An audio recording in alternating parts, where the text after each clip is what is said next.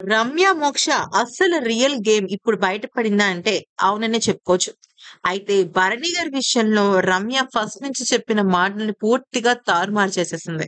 అయితే అసలు ఏం జరిగింది అనేది గనక చూసినట్టయితే బిగ్ బాస్ ఏం చెప్పాడంటే ఈ వైల్డ్ కార్డ్స్ వాళ్ళు ఉంటారు కదా! ఐ మీన్ వచ్చిన ఫైర్ స్టార్మ్ వాళ్ళు ఆరుగురు కూడా కెప్టెన్సీ పోటీదారులు అయిపోయారు.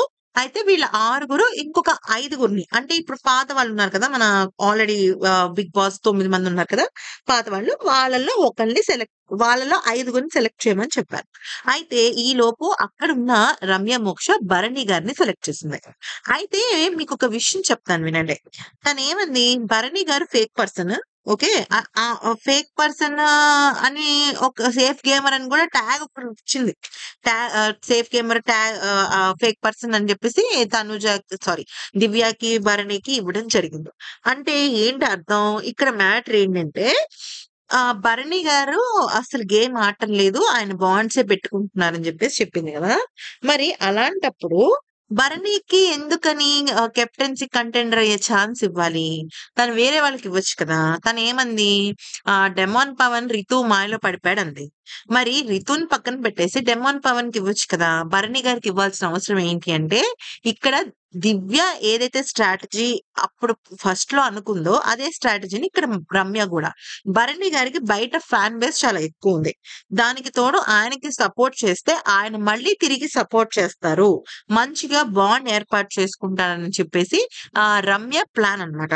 సో, ఆయనకి దగ్గరవ్వాలి అంటే, ముందు ఆయనకి వ్యతిరేకంగా "ఏవండీ మీ బాండ్స్ ఇలా ఉన్నాయి. బయట మీ పరిస్థితి ఇలా వెళ్తోంది.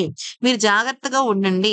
మీరు చేస్తున్న తప్పు ఇది" అని తను చెప్పే ప్రయత్నం చేసి, ఆ తర్వాత భరణికి క్లోజ్ అవుదాం అనుకుంది. లేకపోతే తను ఈరోజు భరణి గారిని కెప్టెన్సీ కంటెండర్ పోటీ కోసం తను సెలెక్ట్ చేయదు. పైగా సెలెక్ట్ చేసిన తర్వాత తనేమందంటే, "మీరు ఇండివిడ్యుయల్‌గా గేమ్ ఎలా ఆడతారో చూడాలని ఉంది" అని అనకుండా, "మీరు చాలా సార్లు కెప్టెన్సీ కంటెండర్ దాకా వెళ్తున్నారు. కానీ ఆఖరిలో కెప్టెన్ అవ్వకుండా ఉండిపోతున్నారు" అని చెప్పేసి అంటోంది. అంటే ఇక్కడ మీకు Ramya plan అర్థమవ్వాలి.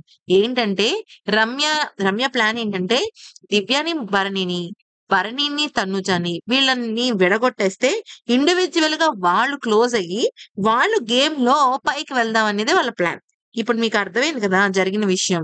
So, Ramya plan అదనమాట. ఇది తెలియని భరణి గారు థాంక్స్ అమ్మ నన్ను ఎంకరేజ్ చేసినందుకన్నారు. ఎందుకంటే బిగ్ బాస్ హౌస్‌లో ఎవరైనా సరే కెప్టెన్సీ కంటెండర్‌గా గాని, కెప్టెన్‌గా గాని పోటీ చేసినప్పుడు మనకి సపోర్ట్ చేస్తే అది చాలా హ్యాపీనెస్‌నిస్తుందనమాట.